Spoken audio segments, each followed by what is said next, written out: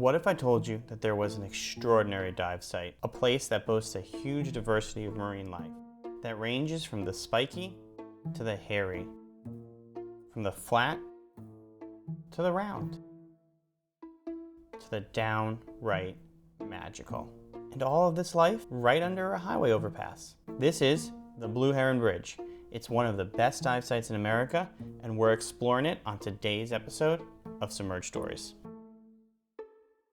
The Blue Heron Bridge is just an unassuming exit that branches off of I-95, one of the busiest highways in America, and crosses Florida's intracoastal waterway.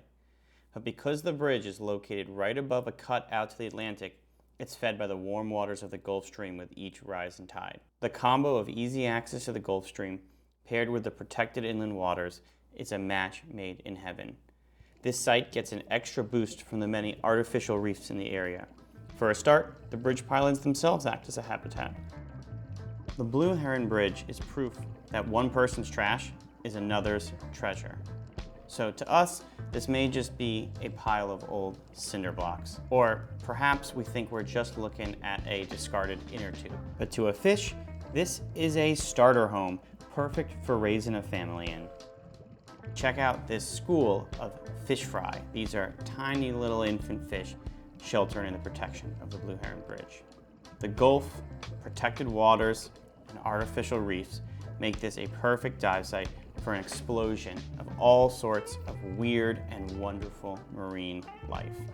The animals spill out from the artificial reefs and onto the sand flats around the site. And truth be told, the muck's where all the real action is at anyways. Just follow the cues of these stingrays who are patrolling the seabed for a meal. Oh look, this guy's got a hanger on. He's trying to poach his meal. It's not just stingrays. Look at this fish that's crawling along the mud using modified fins as feet.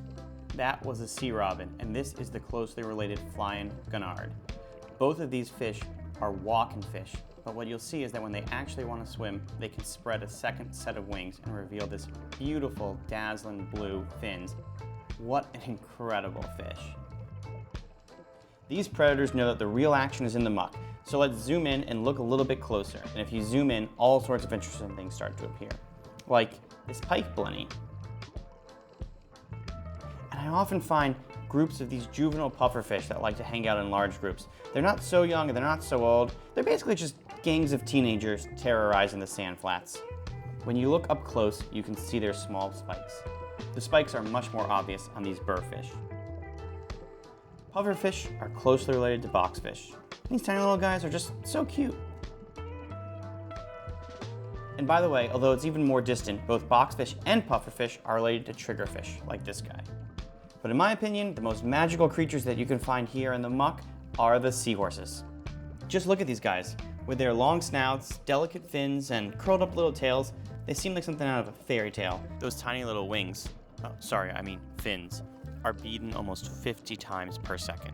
They come in multiple flavors, from the more basic brown like this guy to a bright orange like this one that we found.